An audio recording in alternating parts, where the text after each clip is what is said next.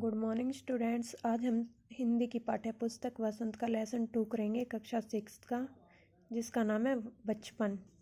Lesson start करने से पहले हम इसके कुछ कठिन शब्दों के अर्थ देख लेते हैं।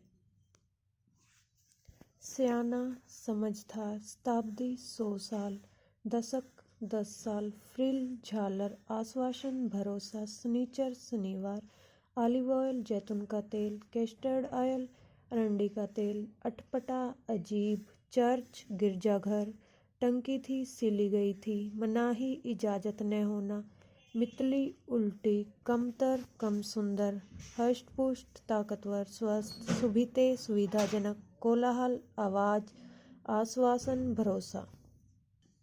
अब हम लेसन रीड करेंगे।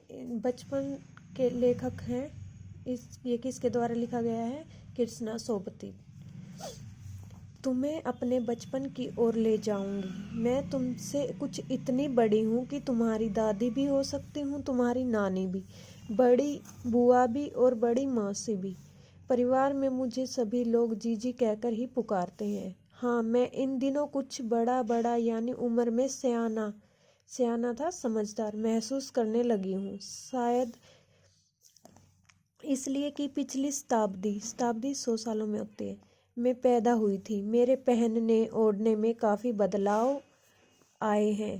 पहले मैं रंग बिरंगे कपड़े पहनती रही हूँ, नीला, जामुनी, ग्रे, काला, चॉकलेटी, सब।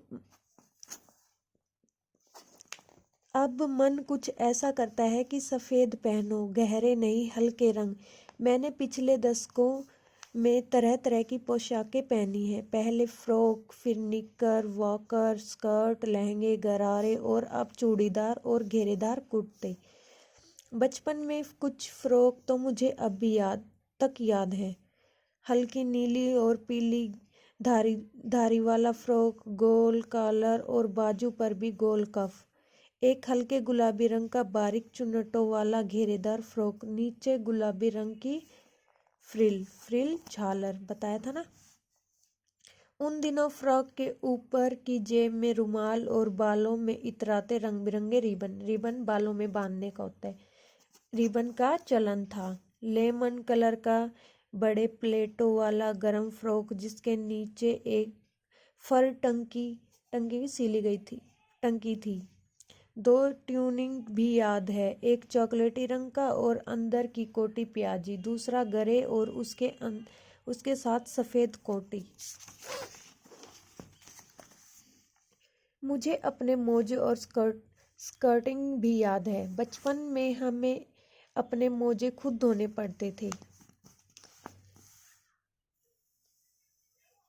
वह नौकर और नौकरानी को नहीं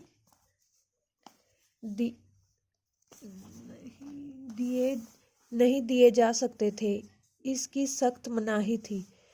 हम बच्चे इतवार की सुबह इसी में लगाते, धो लेने के बाद अपने अपने जूते पॉलिश करके चमकाते। जब जूते कपड़े या ब्रश से रगड़ते तो पॉलिश की चमक उभरने लगती।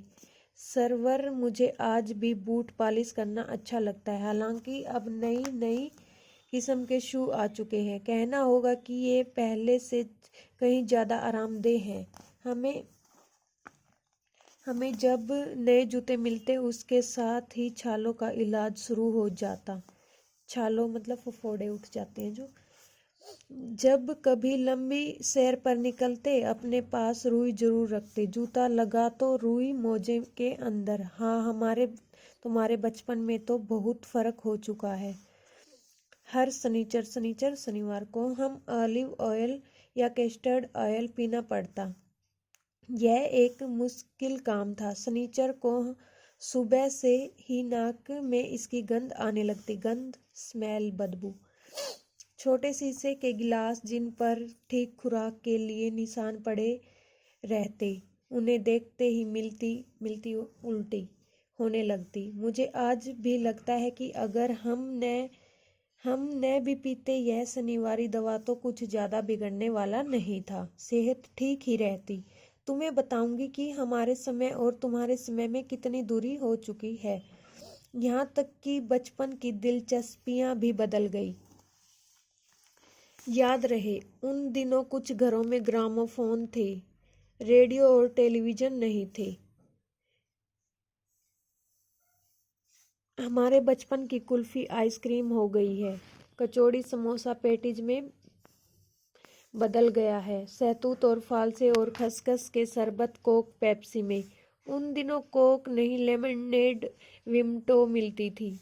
शिमला और नई दिल्ली के बड़े हुए बच्चों को वेंगर्स और डेविको रेस्तरां की चॉकलेट और पेस्ट्री मजा देने वाली होती। हम भाई बहनों की ड्यूटी लगती शिमला माल के ब्राउन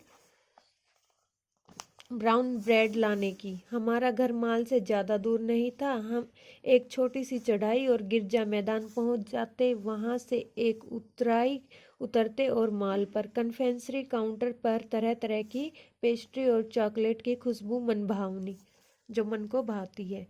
हमें हफ्ते में एक बार चॉकलेट खरीदने की छूट थी।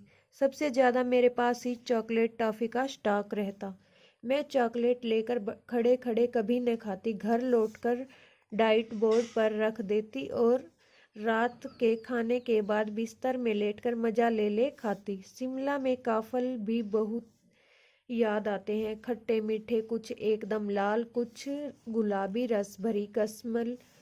सोचकर ही मुंह में पानी भर आए। चेस्टनट एक और गजब की चीज, आग पर भूने जाते हैं और फिर छिलके उतारकर मुंह में। चने जोर गरम और अनारदाने का चूर्ण। हाँ, चने जोर गरम की पुड़िया जो तब थी वह अब भी नजर आती है। पुराने कागजों से बनाई हुई इस पुड़िया में निरा हाथ का कमाल है। नीचे से तिरछी लपेटते हुए, ऊपर से इतनी चौड़ी कि चने आसानी से हथेली पर पहुंच जाएं। एक वक्त था जब फिल्म का गाना चना जोर गरम बाबू मैं लाया मजेदार। चना जोर गरम उन दिनों स्कूल के हर बच्चे को आता था। कुछ बच्चे पुड़िया पर तेज मसाला बुरकुआते।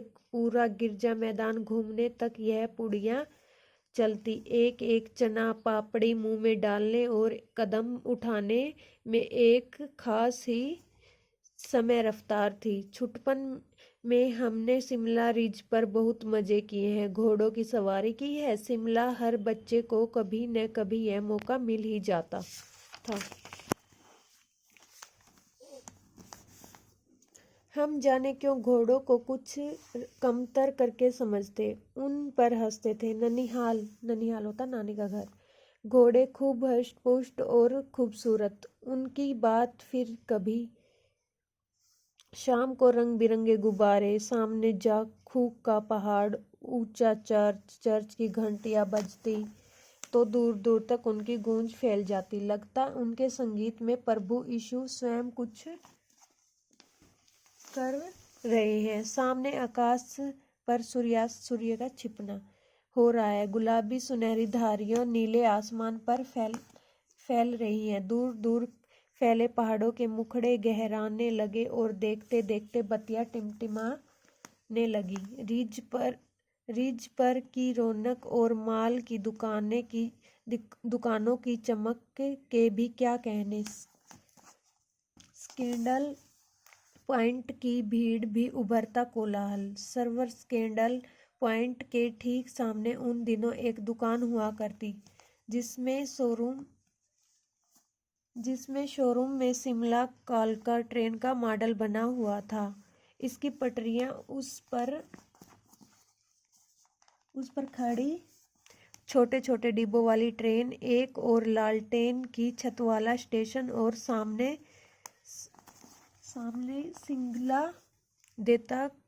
सिंगल देता खंबा, थोड़ी थोड़ी दूर पर बनी सुरंगें। पिछली सदी में तेज रफ्तार वाली गाड़ी वही थी। कभी कभी हवाई जहाजें भी देखने को मिलते। दिल्ली में जब भी उनकी आवाज आती, बच्चे उन्हें देखने बाहर दौड़ते।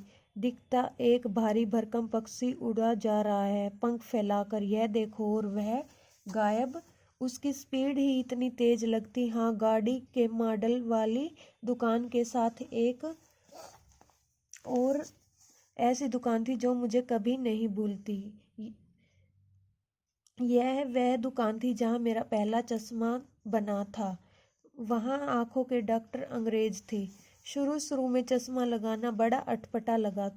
छोटे बड़े मेरे चेहरे छोटे बड़े मेरे चेहरे की ओर देखते और कहते, आंखों में कुछ तकलीफ है? इस उम्र में ऐनक, दूध पिया करो। मैं डॉक्टर साहिब का कहा दोहरा देती, कुछ देर पहनोगी तो ऐनक उतर जाएगी। वैसे डॉक्टर साहब ने पूरा आश्वासन होता है भरोसा दिया था, लेकिन चश्मा तो अब तक नहीं उतरा। नंबर बस कम ही होता रहा। मैं अपने आप इसकी जिम्मेवार हूँ। जब आप दिन की रोशनी को छोड़कर रात में टेबल लैंप के सामने काम करेंगी तो इसके अलावा और क्या होगा। हाँ, जब पहली बार मैंने चश्मा लगाया तो मेरे एक चचेरे भाई ने मुझे छेड़ा, देखो देखो कैसी लग रही है। आँख पर चश्मा लगाया ताकि सूझे दूर की, यह नई लड़की को मालूम सूरत बनी लंगूर की। मैं खिजी कि मुझ पर यह क्यों दोहराया जा रहा है, पर शेर बुरा न लगा। जब वह चाय पीकर चले गए तो मैं अपने कमरे में जाकर आईने के सामने खड़ी हो गई।